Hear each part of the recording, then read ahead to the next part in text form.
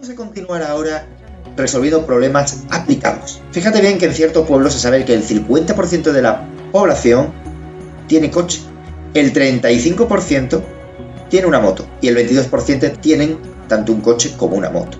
Si elegimos al azar un ciudadano, ¿cuál es la probabilidad de que tenga coche o moto? ¿Y cuál será la probabilidad de que no tenga ni coche? Resolvamos el problema.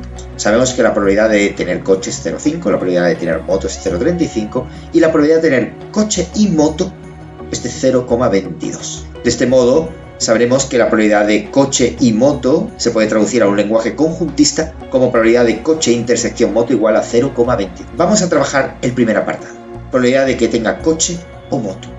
La probabilidad de que tenga coche o moto se puede traducir al lenguaje de conjuntos como la probabilidad de coche unión moto. Y aplicando las reglas derivadas de los axiomas de Kolmogorov, sabemos que la probabilidad de coche más la probabilidad de moto menos la probabilidad de coche intersección moto. Datos que conocemos por el enunciado del problema. Colocando los números, solamente tendremos que hacer los cálculos concluyendo que la probabilidad de coche o moto es de 0,63. Luego el 63% de la población tiene coche o moto. Respecto al apartado B, calcular la probabilidad de que no tenga ni coche ni moto. La probabilidad de no tener ni coche ni moto se puede traducir al lenguaje común como probabilidad de no coche y no moto. Y lo podemos traducir al lenguaje de conjuntos como probabilidad de complementario de coche, intersección complementario de moto. De este modo podremos relacionarlo con las leyes de Morgan. La probabilidad de no coche, intersección no moto, será la probabilidad de el complementario de coche unión moto. Aplicando las leyes anteriores será 1 menos la probabilidad de coche unión moto. La probabilidad de coche unión moto se calculó anteriormente siendo 0,63, con lo cual el resultado de 1 menos 0,063 es 0,37. Es decir, el 37% de la población de este pueblo ni tiene coche ni tiene moto. Te planteo el siguiente problema, que te animo a que pares el vídeo e intentes resolverlo por tu cuenta y que luego verifiques si lo has resuelto exactamente igual que yo o has cometido algún error. Ahora puedes parar el vídeo. Vamos a ver cómo se realiza cada uno de los apartados. Sabemos que la probabilidad de ver la televisión o leer es de 0,80. El 80% de los entrevistados reúnen estas características. La probabilidad de ver la televisión y leer es de 0,35, ya es que el 35% de los entrevistados realizan ambas cosas. La probabilidad de no leer es 0,60 porque el 60% de los entrevistados no lee. Vamos, para utilizar un lenguaje conjuntista, utilizar los sucesos o renombrar los sucesos A como ver la televisión y B como leer. Luego, la probabilidad de ver la televisión y leer, que era de 0,35, se traduce a un lenguaje de conjuntos o conjuntista como probabilidad de A intersección B. La probabilidad de no leer, es decir, de 0,6, se va a poder relacionar con las leyes del complementario, siendo 1 menos la probabilidad de leer. Y si despejamos la probabilidad de leer de esta fórmula, como lo hemos hecho anteriormente, sabremos que la probabilidad de leer o probabilidad de B es de 0,40, es decir, el 40% lee. La probabilidad de ver la televisión o leer, que sabemos que es de 0,80 por los datos, se traduce en un lenguaje de conjuntos como probabilidad de A unión B. Y para poder calcular la probabilidad de A, vamos a utilizar la fórmula que relaciona la probabilidad de A unión B con la probabilidad de A de B y de A intersección B. La probabilidad de A unión B es la probabilidad de A más la probabilidad de B menos la probabilidad de A intersección B. Si colocamos los números donde les corresponde y despejamos la probabilidad de A, obtendremos que el 75% de los entrevistados ve la televisión. De este modo, el primer paso siempre será, primero, anotar los datos. Segundo, traducirlo a un lenguaje de conjuntos. Y tercero, calcular las que vamos a llamar probabilidades básicas. Es decir, la probabilidad de A, la probabilidad de B, la probabilidad de A unión B y la probabilidad de A intersección B. En aquellos casos en los que el problema no los dé directamente. Y ahora podremos resolver cada uno de los apartados. Por ejemplo, ¿cuál será la probabilidad de ver la televisión y no leer? Ver la televisión y no leer se traduce en un lenguaje simbólico del siguiente modo: probabilidad de ver la televisión y no leer, o complementario de lee. Si lo traducimos a un lenguaje de conjuntos, es la probabilidad de A intersección complementario de B.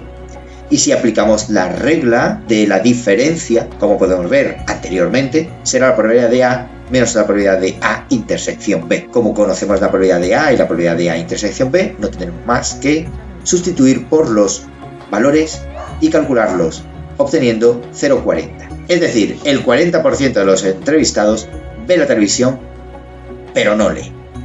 Respecto al apartado B, la probabilidad de leer y no ver la televisión, vamos a calcularlo del mismo modo. Primero, lo vamos a traducir a un lenguaje común, como es la probabilidad de leer y no ver la televisión. Traducido a un lenguaje conjuntista, será la probabilidad de B intersección complementario de A, que si aplicamos la regla de la diferencia, será la probabilidad de B menos la probabilidad de A intersección B. De nuevo, sustituyendo por los valores antes calculados, obtendremos 0,05. Y es que en esta región, el 5% de los entrevistados lee pero no ve la televisión. Una minoría.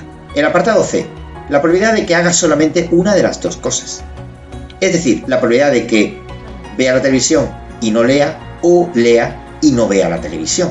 Fíjate bien que haga solamente una de las dos cosas se puede traducir al lenguaje de conjunto como la unión de ver la televisión intersección con no leer, con leer intersección no ver la televisión. De este modo podremos entonces aplicar las leyes de probabilidad. Por un lado, sabemos que la probabilidad de ver la televisión y no leer se calculó anteriormente como 0,40. También calculamos la probabilidad de leer y no ver la televisión, que era de 0,05. Entonces, sobre lo visto anteriormente, podemos aplicar la probabilidad. Fíjate bien que la probabilidad de la unión de estos dos sucesos, ver la televisión, intersección no leer, y leer, intersección no ver la televisión, son incompatibles, ya que o bien ves la televisión y no lees, o lees y no ves la televisión. No puedes estar en ambas categorías a la vez, con lo cual la probabilidad de que ocurran ambas cosas a la vez es imposible. Luego, consecuentemente, podremos aplicar la probabilidad a estas operaciones de sucesos y calcular que la probabilidad de que haga solamente una de las dos cosas será igual a la probabilidad de ver la televisión y no leer, más la probabilidad de leer y no ver la televisión. Si sustituimos por los valores antes calculados, tendrá una suma de 0,45, es decir, el 45% de los entrevistados a pie de calle hace solamente una de las dos cosas. Finalmente, respecto a la última pregunta, que al menos lea, vamos a trabajarlo con un procedimiento distinto, más visual. Fíjate bien que primero vamos a recordar que A era el suceso ver la televisión y B el suceso leer. Como eran dos sucesos, los vamos a describir en forma de conjuntos, pero utilizando el lenguaje esta vez gráfico. Fíjate bien que tenías que tener en cuenta el conjunto A, el conjunto B y una intersección entre A y B que se ha representado por esa zona verde. Ahora tendremos que ir rellenando cada una de estas zonas con las probabilidades que ya conocemos. Sabemos que la probabilidad de ver la televisión y leer es de 0,35, es decir, la probabilidad de A intersección B es 0,35. Eso quiere decir que dentro de la zona verde, que representa la intersección, hay una probabilidad de 35%, o 0,35.